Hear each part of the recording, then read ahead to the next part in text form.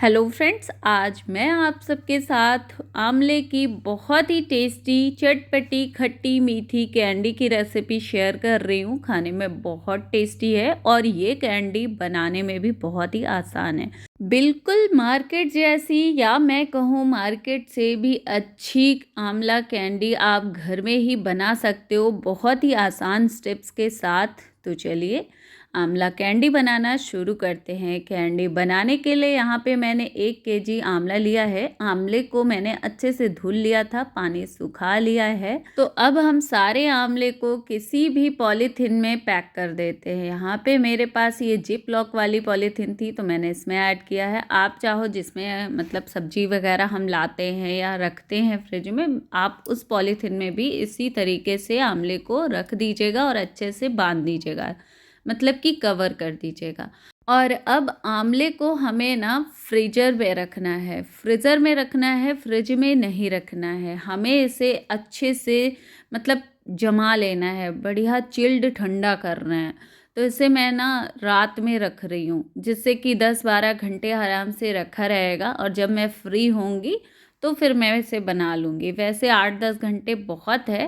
तो मैंने ना आंवले को लगभग 12 घंटे रखा था फ्रीजर में। उसके बाद मैंने सारे आंवले को फ्रीजर से बाहर किया।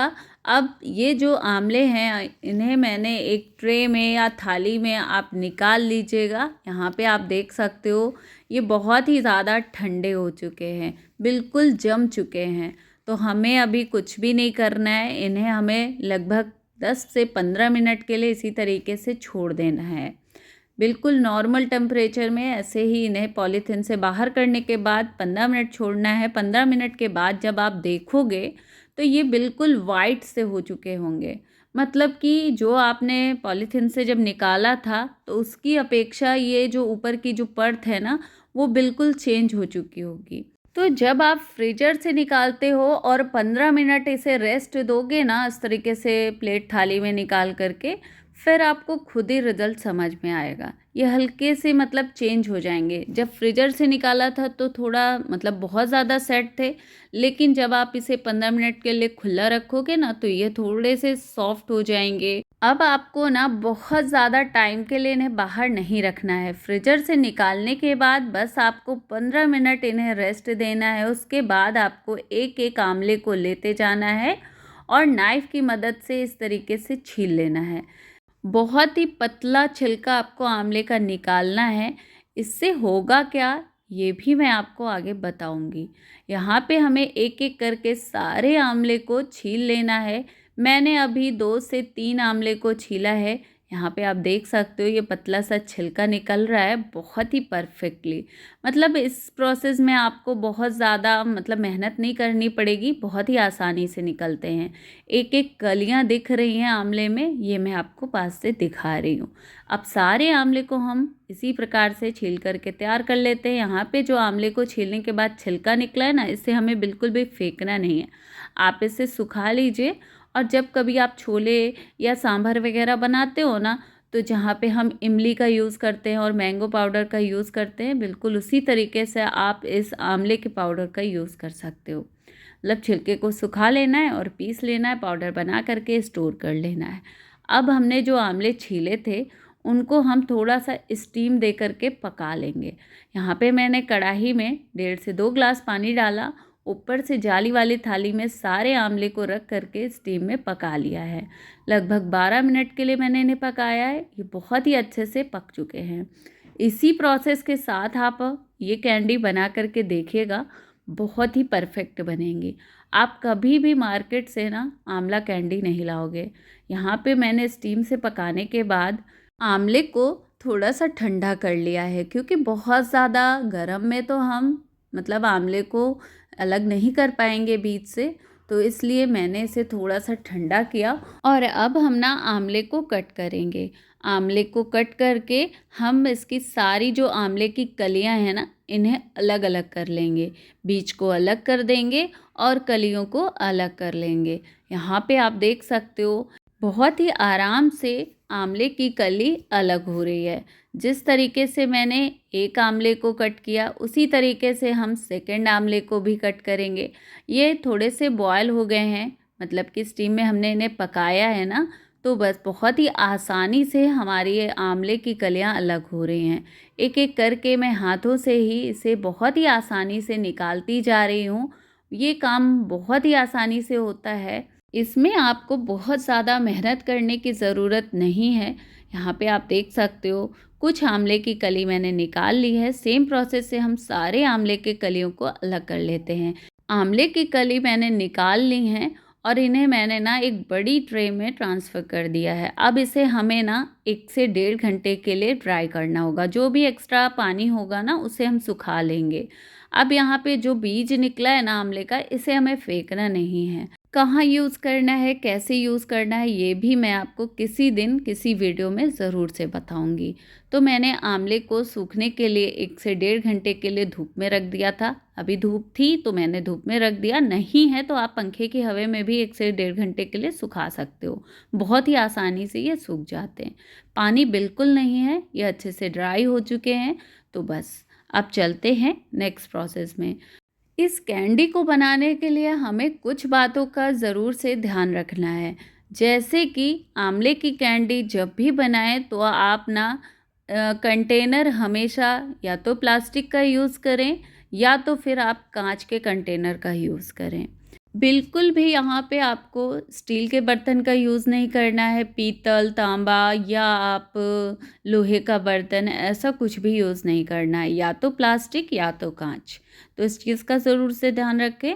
तो अब यहाँ पे कंटेनर में मैं ऐड कर रही हूँ 2 कप चीनी। तो यहाँ पे जितना आपने आंवला लिया है ना, उसका आधा चीनी ऐड करना है। जैसे कि मैंने 1 केजी आंवला लिया था तो हाफ़ केजी मैंने शुगर का यूज़ किया है। तभी आपकी जो कैंडी है ना वो परफेक्ट बनेगी। इसी प्रोसेस के साथ आप बनाइएगा, बिल्कुल भी कोई चीज़ बर्बाद नहीं होगी। आपको शुगर आधा ही ऐड करना है, जितना आंवला होगा उसका आधा।